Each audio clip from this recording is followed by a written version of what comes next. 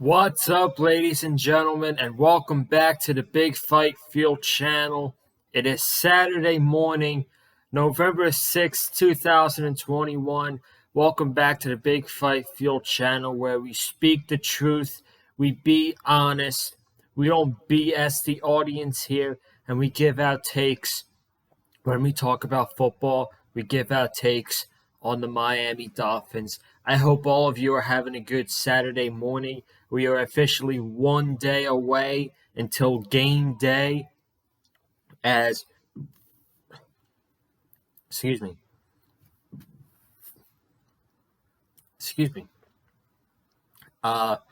we are officially one day away until game day where the Miami Dolphins are going to be hosting the Houston Texans, and both teams are 1-7 this season. That's something I thought I was never going to say, that going into this game, Week 9 against the Houston Texans, that we were going to be 1-7. It seems like this is the team that's been talked about along outside this season, all year, the Houston Texans, with everything regarding Deshaun Watson in the offseason, going into this season, into the trade deadline, which passed on Tuesday, and now we are playing them this week in Miami. A couple of 1-7 teams going at it. Didn't think I'd be saying that this season, but here we are. And you guys see the title right there. We're going to talk about we are going to talk about this game on Sunday. We're going to do a reaction video, but we're going to do a little preview right here. And you guys see a title right here. The Miami Dolphins must beat the Houston Texans on Sunday. And really, if they don't beat the Houston Texans, somebody needs to be fired. Somebody in this organization needs to be fired, whether that's Chris Grier, Brian Flores, one of the offensive coordinators, both of the offensive coordinators, or the defensive coordinator. I don't know. But I'm going to leave it at that. But I thank you all for joining me today. Before we actually get into this game between the Dolphins and the Texans, we're going to take it back a little bit. We're going to do some rapid picks for this week, something I haven't done in a long time because I rarely do previews anymore because I just don't have the time. But for this week, I found the time to go ahead and give you guys a preview for this week's game. So really quickly, let's do this. Rapid picks for NFL Week 9. Starting off with the 1 o'clock games, we got the Minnesota Vikings going to Baltimore to face the Ravens. I like the Ravens by 10. New England Patriots against the Carolina Panthers. Both teams are 4-4. Sam Darnold is out. I don't think Christian McCaffrey is playing. I like the Patriots by a touchdown. Cleveland Browns at Cincinnati. Everything surrounding Odell Beckham and the controversy, him calling out Baker Mayfield, then the Browns releasing Odell Beckham.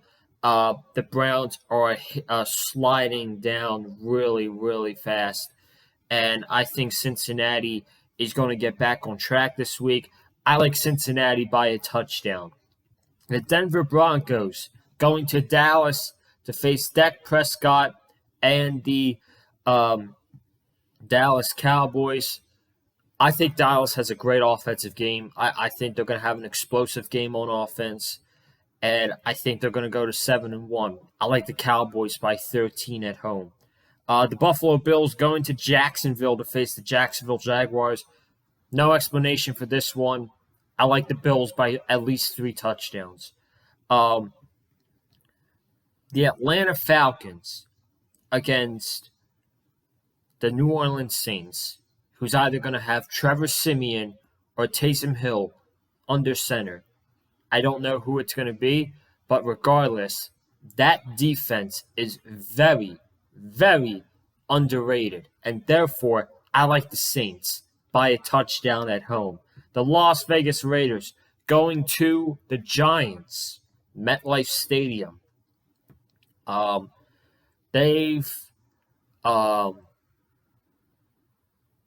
a rough season, the Raiders, and they're sitting here at 5-2, and they just had an incident with Henry Ruggs.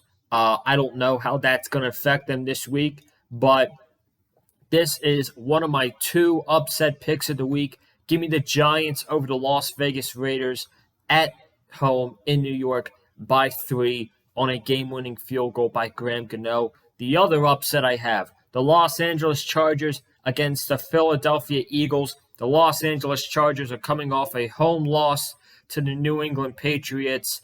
It is just something about Justin Herbert and the Patriots, that the Patriots always get the best of him. But Herbert and the Chargers coming off a loss, traveling all the way to the East Coast to play the Philadelphia Eagles. I like the Eagles this week to get the upset. Give me the Eagles, unfortunately, by 4 points. The Green Bay Packers without Aaron Rodgers against the Kansas City Chiefs. Give me the Chiefs at home by 9. I think this will be an underrated game, and I hope Jordan Love does not play good these next 2 weeks, and I'm actually going to talk about that in my preview. Arizona Cardinals against the San Francisco 49ers. I think this will be a very close game. I like the Arizona Cardinals to pull it out late against the 49ers. I think the 49ers are going to give them a fight, but at the end of the day, I like the Cardinals by 1. Sunday Night Football, the Derrick Henry-less Tennessee Titans against the Los Angeles Rams with Von Miller, who they just acquired. They now have Von Miller, Jalen Ramsey, and Aaron Donald on the defense. The Rams are going all in to win the Super Bowl this year. Give me them at home against the Tennessee Titans by at least 14 points, 2 touchdowns. And then on Monday Night Football, to wrap it all up, the Chicago Bears against the Pittsburgh Steelers.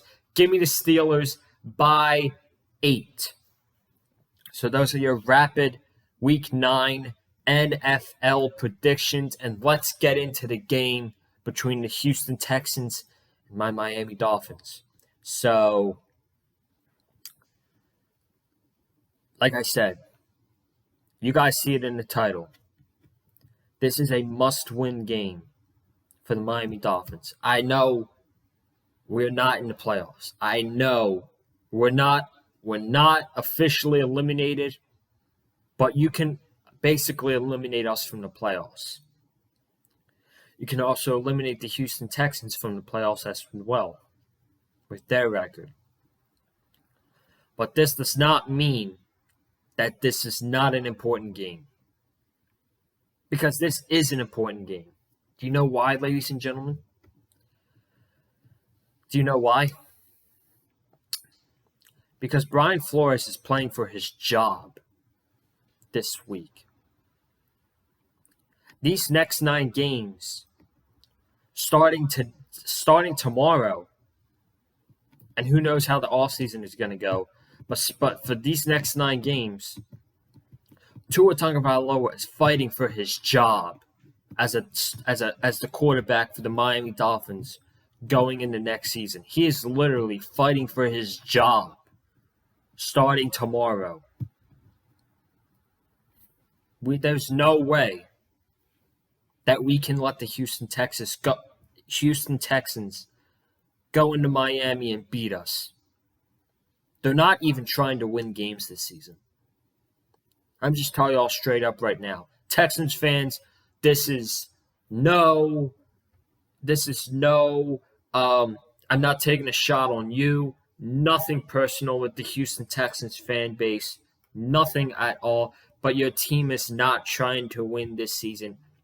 Your team this season is the Miami Dolphins team from 2019, where this is basically the teardown season, where you're trading away all your big players. Deshaun Watson wants to leave. J.J. Watt's gone. Mark Ingram just got traded a couple weeks ago. They just traded one of the defensive linemen in the trade deadline to the 49ers.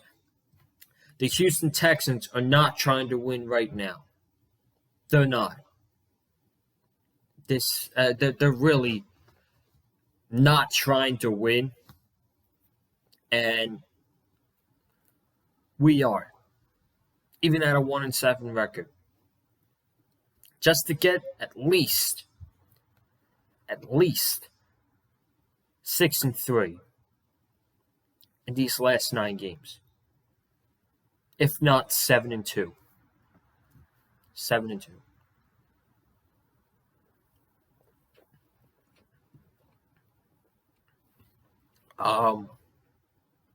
Tyrod Taylor is coming back for the Texans this week. Does that scare me? Honestly, if you look at the history, a little bit. Because I'm about to pull up the history for y'all right now. Tyrod Taylor and his career against the Miami Dolphins. All right, we're about to get this thing up. Tyrod Taylor career stats versus the Miami Dolphins. We're going to pull this up right now. All right.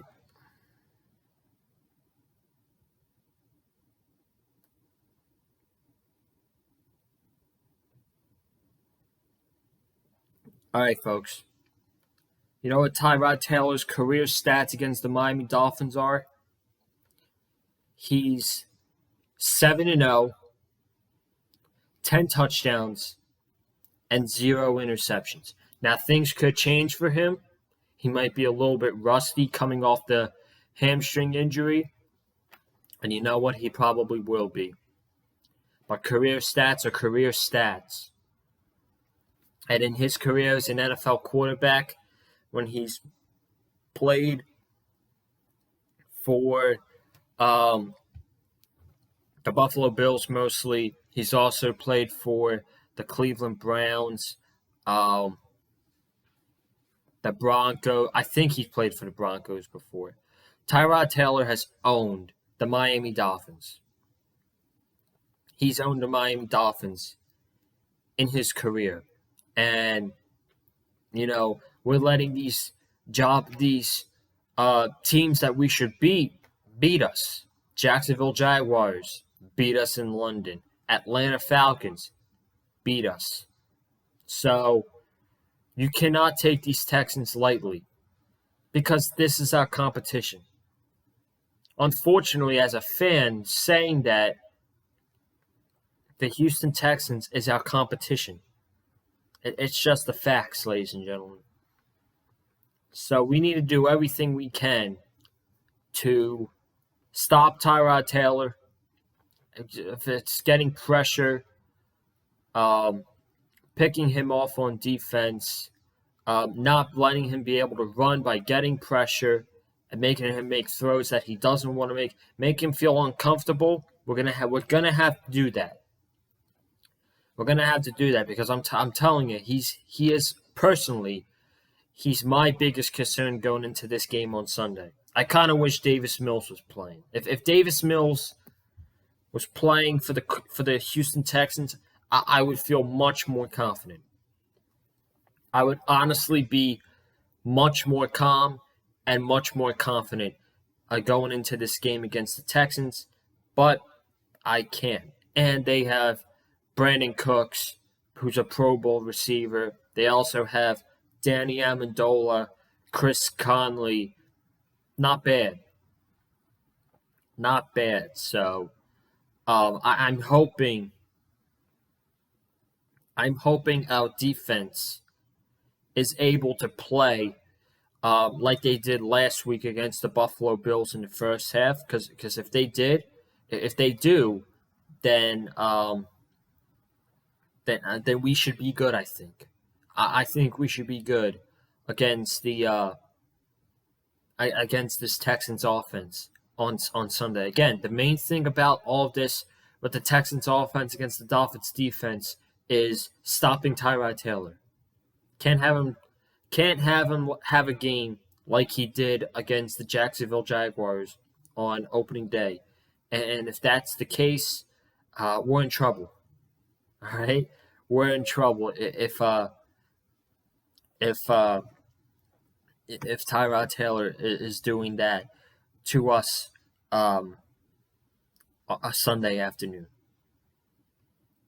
And then we have the Dolphins offense against the Texans defense.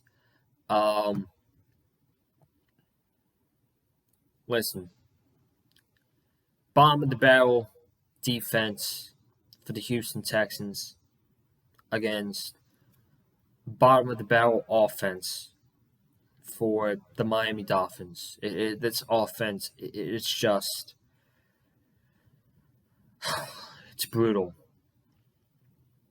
It's legit brutal. We had a chance to stay close and possibly win the game. As delusional as that sounds, we should have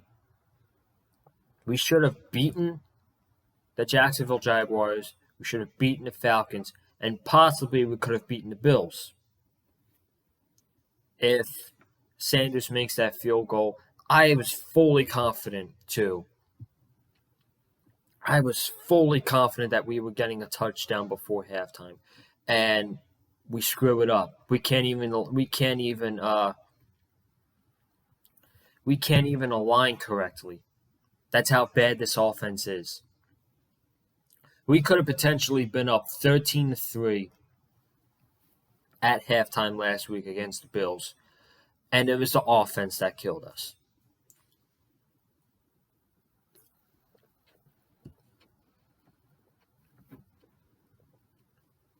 And I'm putting the blame on Tua Tagovailoa. I'm putting the blame on him for all three of these games. The Bills game. If y'all know who TD Finstock is, shout out to him. If y'all know who TD Finstock is, he's one of the top Miami Dolphin content creators in the Dolphins community. And Wednesday, he did a film study, a film breakdown of the Bills-Dolphins game this past Sunday.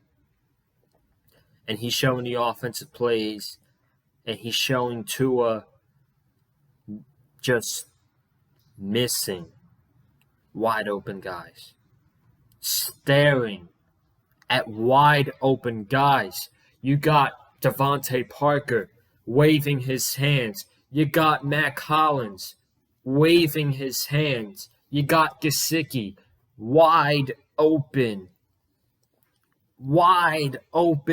for at least 15 yards. And he didn't get the ball. He was pissed off because he knew if he had gotten the ball, he's getting extra yards and he's getting the first down.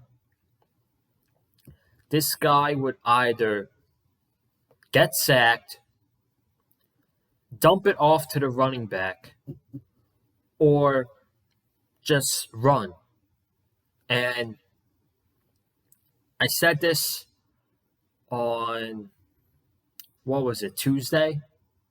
I said this on Tuesday, and I'll say it again. This Dolphins, the coaching staff, the offense coordinators are playing it safe for Tua because he's limited. He's not the same deep ball passer that he was in college and he is in the NFL. Why is that? It could be the hip injury. I don't know.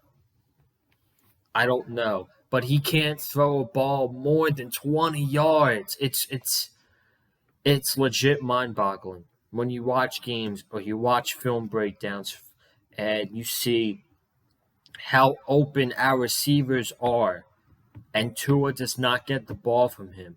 These people are blaming. There are other people in the Dolphins community, blaming the offensive line, blaming the receivers. At some point, you're gonna get tired. You gotta stop blaming the offensive line for everything. Are they not good? Of course, they suck. They're one of the worst offensive lines in the NFL. And we actually have good receivers. As crazy as that sounds, we do. Now, Devontae Parker, he's on IR, and he's doubtful for the week. There's a possibility of Will Fuller playing, but he's not playing. And I just want to bring this up real quick. I find it so strange how Devontae Parker all of a sudden last week, 2 days before the trade deadline, when he's rumored to get traded, it's like he's playing, he's on the field, he gets 8 catches for 85 yards, and then this week he doesn't get traded at the deadline, and all of a sudden he ends up on the IR and he's not playing this week. I just find that very, very ironic, and it's bad timing. Legit. Why didn't we trade Devontae Parker? This guy is injured every season, and he's not on the field. So we got Waddle, Concrete Hands, Preston Williams, Matt Collins, who is a stud. Albert Wilson, Gesicki, Durham Smythe. At running backs, I'm hoping this offense has a good game. I'm hoping the offense is the reason why we win, because the offense was the reason why we lost last week. So they need to redeem themselves this week and be the reason why we win this game. And let me tell you all something. One more thing before I get out of here. Jordan Love is starting for the Green Bay Packers this week because Aaron Rodgers has COVID. So we're getting Jordan Love against the Kansas City Chiefs this Sunday, tomorrow. It's the 4:30 game on Fox. Everybody worldwide is going to be watching this. I'm going to be watching this game. I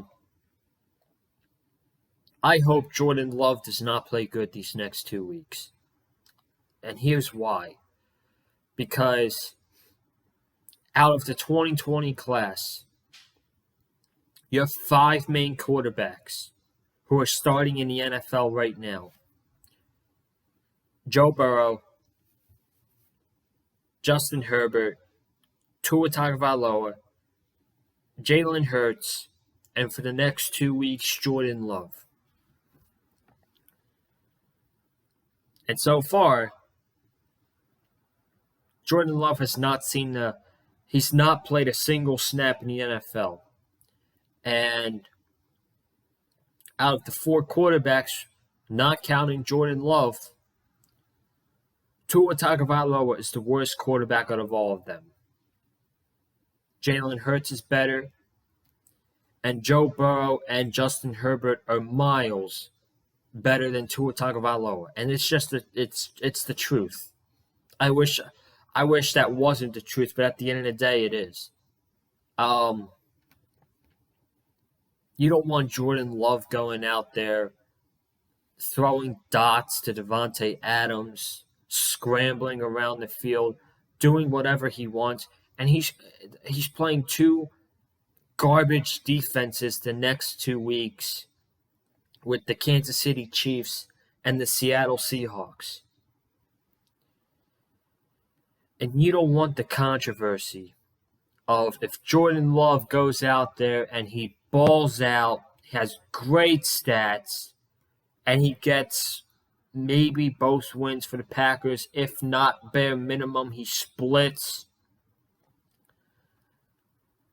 And then people are going to be saying, well, in that class, Tua Tagovailoa is the worst quarterback out of all of them.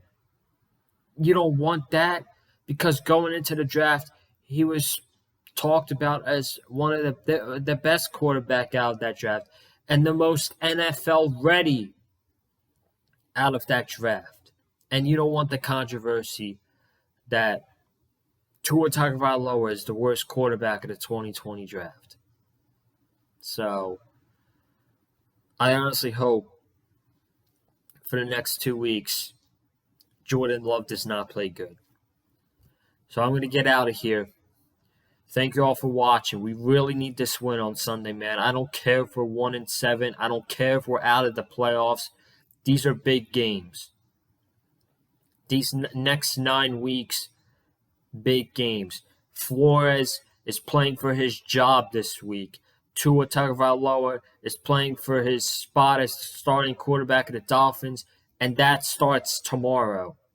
That starts tomorrow against the Houston Texans, and it ends in Week 18, and then we'll get into the offseason and see if the Dolphins do continue to pursue for Deshaun Watson. But I appreciate y'all watching. Be sure to go ahead and hit that subscribe button. Next week, I'm just going to go ahead and say this. Next week is a busy week here on the Big Fight Field channel. It is going to be insane. Just going to go ahead and say the schedule right now. Monday, we are going to do a mid-season Miami Dolphins reaction video, reacting to the first half of the season of the Miami Dolphins. I bet y'all know how that video is going to go. Tuesday, the Dolphins play Thursday night against the Baltimore Ravens.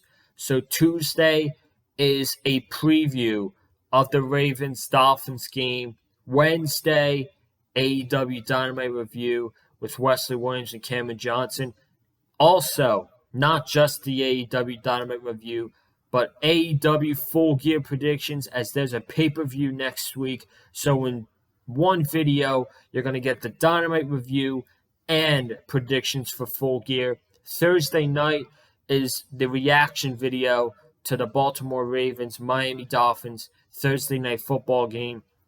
Friday night, AEW Rampage review. Saturday night is the Full Gear review, the AEW pay-per-view, live from Minnesota. And then Sunday is probably going to be my day off, because I'll need a day off during the week.